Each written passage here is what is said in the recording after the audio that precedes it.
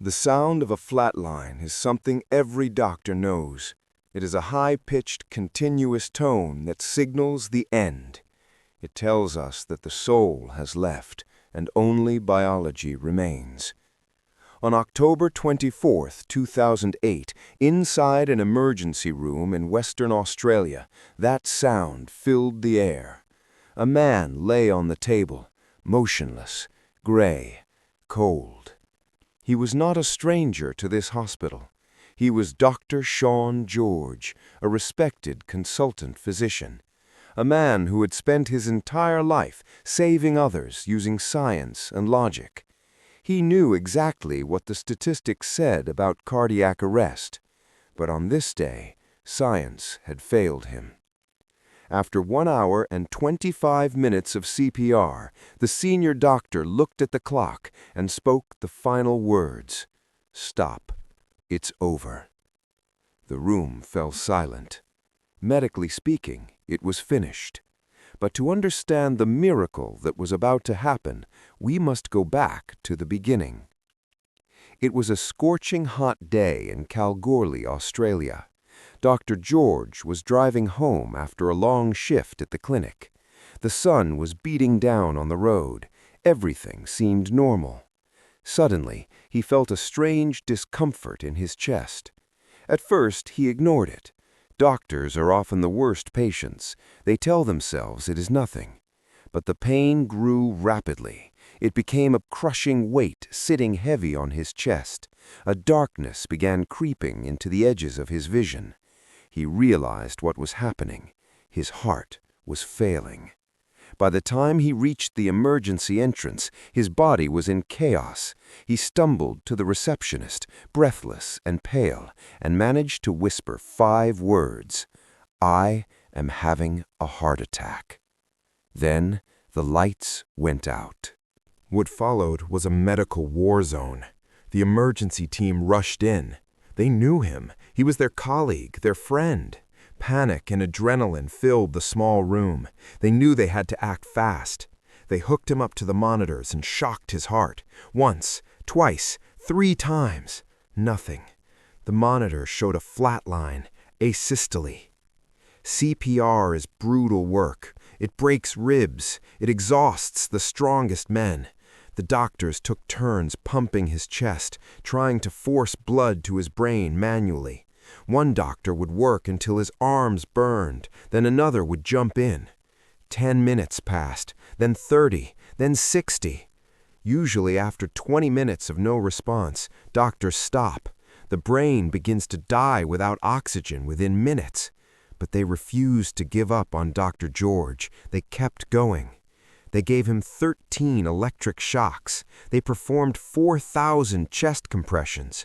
They pumped his body full of adrenaline and clot-busting drugs. They fought with everything modern medicine had to offer. But his body was shutting down. His blood had become dangerously acidic. His pupils were fixed and dilated. Physiologically, his condition was incompatible with life.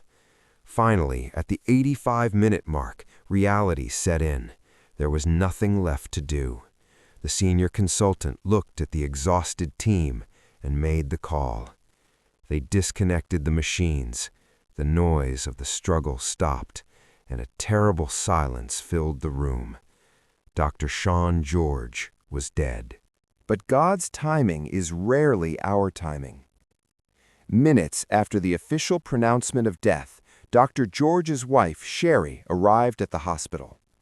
Sherry was not just a grieving wife. She was a GP, a doctor herself. She understood the medical language of death better than anyone.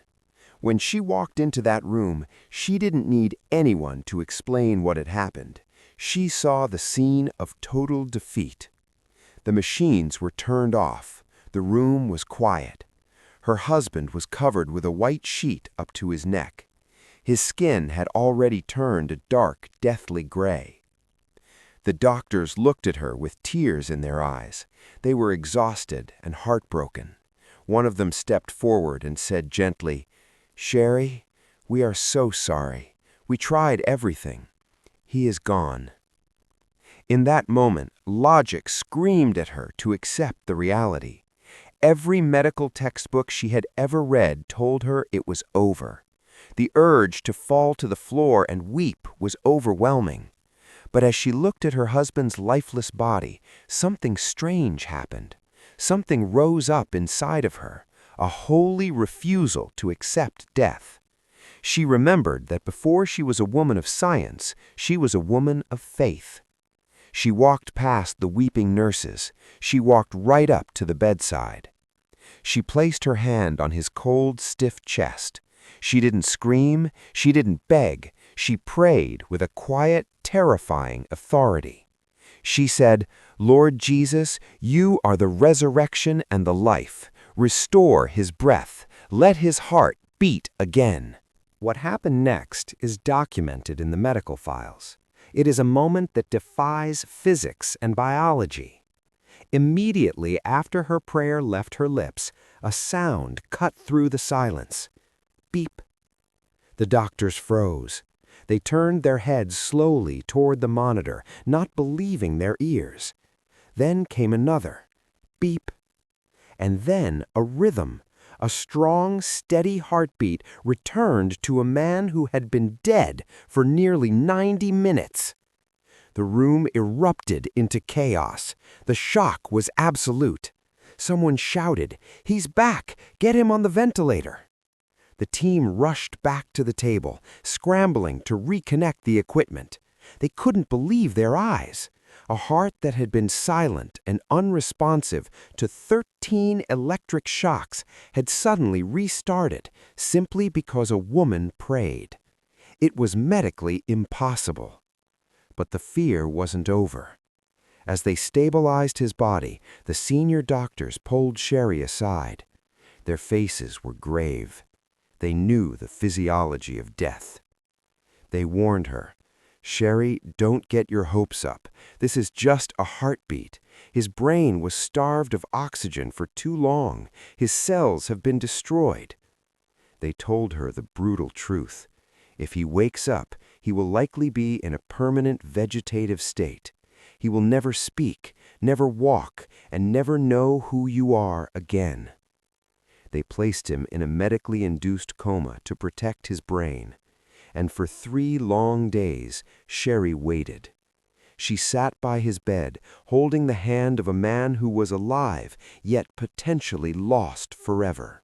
On the 3rd day, the doctors lifted the sedation. This was the moment of truth. A neurologist stood over him with a penlight. He was looking for signs of severe brain damage. He leaned in close and asked a simple question. "Sean, can you follow the light?" Sean moved his eyes, perfectly tracking the light. The doctor paused, surprised. He asked another question. "Do you know who I am?" Sean nodded weakly. He remembered everything. He knew his name, he knew his wife, and he knew exactly where he was. The neurologist dropped his pen. He couldn't believe it. He ran out of the room, calling for other doctors. They rushed Dr. George to the MRI scanner, expecting to see a brain full of dead spots and damage. But when the images came up on the screen, the room went silent again. The scans were clean, completely normal. There was no damage. It was as if he had never died. One of the treating cardiologists, a man who was a staunch atheist, looked at the charts, then looked at Dr. George. He shook his head and said, "I don't believe in God, but I cannot explain this with medicine. You are a miracle." Today, Dr. Sean George is not just a statistic. He is back at work, treating patients. He travels the world with his medical files in hand, showing them to skeptics and scientists. He tells them, science explains how the body works, but only God decides if it works. He went into the darkness, but he was pulled back by the power of prayer. Maybe you are watching this video today and you are facing a situation that looks dead. Maybe the experts have told you to give up. Maybe you feel like it's too late. Let this doctor's report remind you, the final word does not belong to the prognosis. It belongs to God. If this story built your faith, please hit the like button right now so more people can see this testimony. And don't forget to subscribe to our channel for more true stories of miracles. Remember, as long as you can pray, there is always hope.